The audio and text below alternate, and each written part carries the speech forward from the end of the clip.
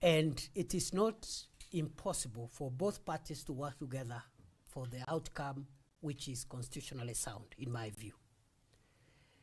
It explains to us the reason why the Constitution has placed the Inspector General and his two deputies as members of the Commission.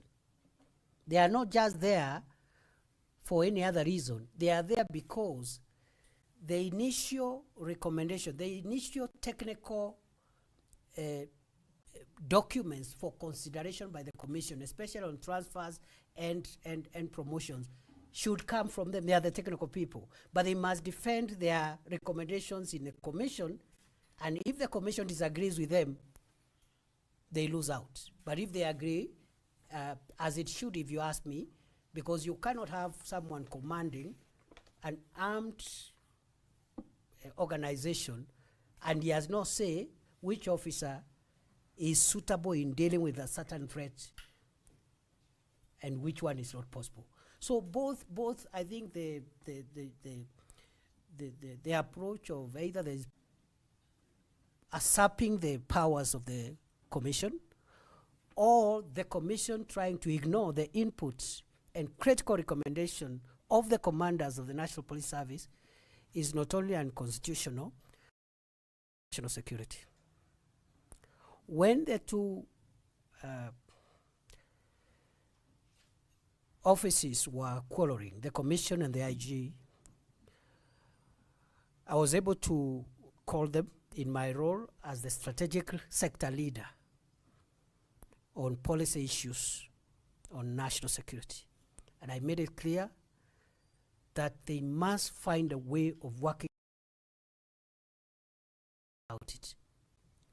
The input of the Inspector General and his deputies is critical, and so is the legal authorization and approval by the Commission. I am glad the public exchanges that were taking place have abated. I am glad that increasingly I've been informed that Commission meetings have taken place in the presence of the Inspector General and his deputies, which was a problem that time. In fact, I made it clear to both the Commission and the IG that the conduct that the country was witnessing between those two senior agencies of our national security were impeachable conducts, and either of them could be subjected to and violation of the Constitution. I am very happy that that noise is not there, and I want to commend this National Police Service Commission and the Inspector General for finding tension in terms of constitutional legitimacy and the delineation of functions and powers between the Commission and the Office of the Inspector General. Whatever differences that were playing out are artificial and they are unwarranted. I think going forward, and that is now that this is the committee that is helping the country to look at how we are implementing our Constitution. Going forward, every public official, every organ of government must realize that the silver bullet in this 2010 Constitution is that no one organ, no one agency, no one state official has untrammeled power. The checks and balances, you must live with others. Nobody has powers to do everything. But on the other hand, nobody has no powers to do anything. And that is the magic in this Constitution.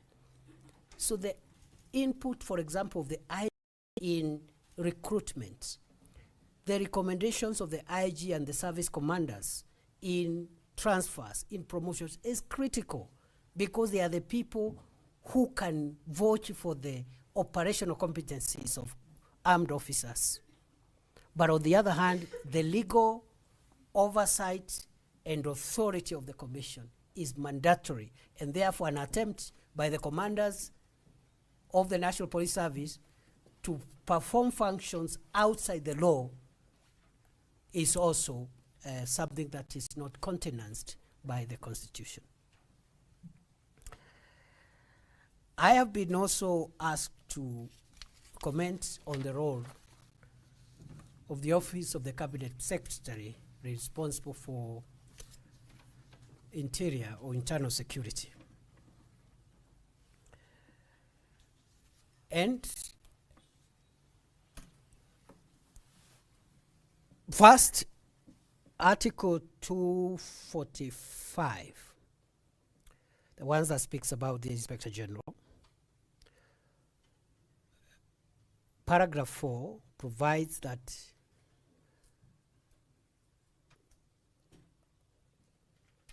the IG is independent, but the Cabinet Secretary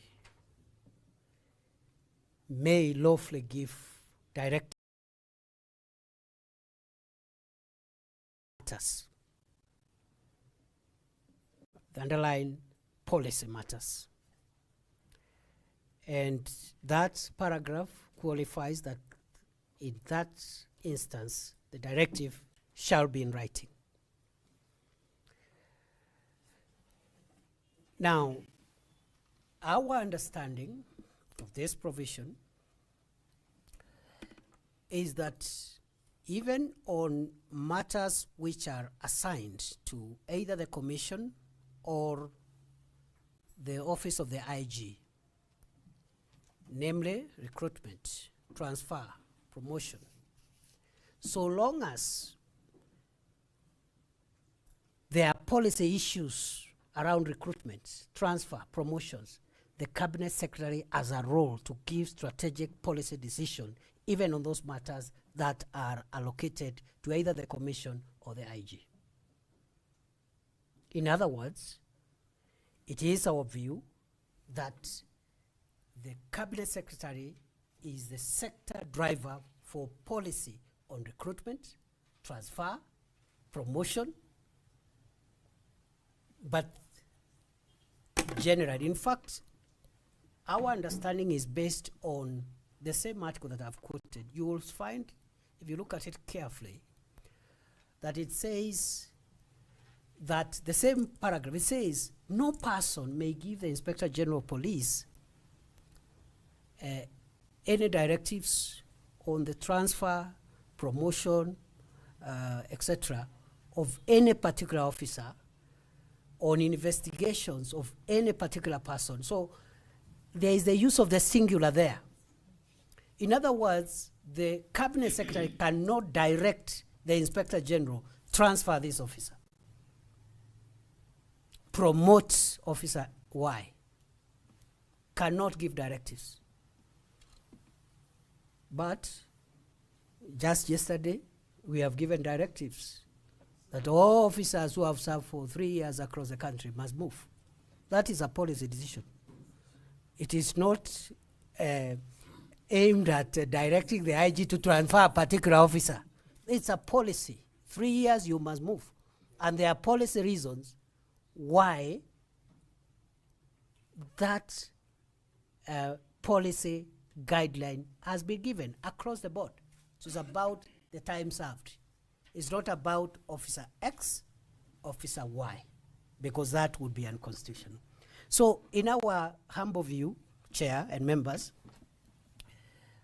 there is a thin line between policy and operational issues, and we try as much as possible not to interfere with the day-to-day running of the agencies and restrict ourselves to the policy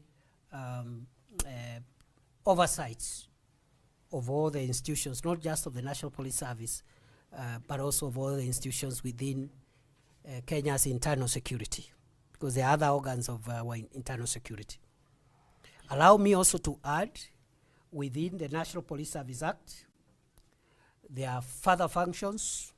Now, beyond Article 245 of the Constitution, there is the Article 126 of the National Police Service Act, which says the Cabinet Secretary shall A, provide policy guidelines to the service, which is an elaboration of what the Constitution was saying. Provide policy guidelines to the service. And policy is policy. It can be policy on anything, so long as it's touching on internal security. That's a very broad provision. Monitoring and evaluation of this. Facilitating the involvement of the public in the activities of the service. Facilitating the functioning. Allow me to say that for the Inspector General, his functions are captured beyond the broad powers in Article 245 of the Constitution. The functions of the Inspector General of Police are captured in Section 10 of the National Police Service Act, which says, I think it's cap 1, his powers and functions include implementing, coordinates all police operations, recommend to the Commission and county policing authorities the distribution and deployment of officers. Now, what I was talking about, the input of the IG in recruitment, promotions, transfers, has been captured in this section 10 because it says recommend to the Commission. Recommend to the Commission the distribution and deployment as above the rank of superintendent. In my view, because this would be the IG to make a decision, of course, with the concurrence of the Commission, when there is a delegated instrument, an instrument of delegation. Above the rank from superintendent and above, the recommendation is done to thereof by the Commission. So the functions are there. Determine the distribution and deployment of officers in the service in the rank of superintendent and below. Determine the distribution and deployment of officers of the service in the rank of superintendent and below. Organize the service at national level into various formations, units, and components. Wide-ranging powers, very sweeping powers, and for good reasons, so that you can hold the IG accountable for the operational efficiency or lack thereof of his troops. And I think as Kenyans, we must be comfortable that all these offices are created with a reason. One, you will see the IG has a lot of powers. The IG cannot be directed by anybody except it's a policy issue. But in return, the IG's functions are again circumscribed by his deference to the Commission when it comes to promotions, recruitment, as provided for. So the list is there in my written statement of the various powers and functions of the Inspector General of Police, Section 10 of the National Police Service Commission, National Police Service Act. Therefore, allow me as I end, Chair, to say, first and foremost, I have a good working relationship with the National Police Service Commission and the Inspector General of Police. So far, I have not experienced any challenges working with either. But in the past, there was those tensions, legal tensions between the Commission and the IG's office. We have gone out of our way to make sure that we arbitrate and assist the two offices to work together so that the overall objective of organizing our security sector is achieved, so that you don't have indiscipline and conduct unbecoming, because this is a sector which is so sensitive. it is so sensitive that any misconduct could have grave consequences to the security of the country. Outside the KDF, all the other weapons that are used lawfully and for the protection of the country are in the hands of the National Police Service. So we have, I'm happy that there has been a lot of improvement, and these are institutional. My advice, even to myself, is that this constitution has made it possible, or made it, that's why you see even presidential decisions, unlike before, are subjected to the approval or checkmating by other institutions, either parliament or the judiciary. And therefore, the tension of our country and the law, in my view, has not created any ambiguities. The commission has a very, very strong and extensive mandate, which must be respected by the IG, and the input of the IG as the professional head of the National Police Service must also count for something and must matter, in fact, for something and must matter in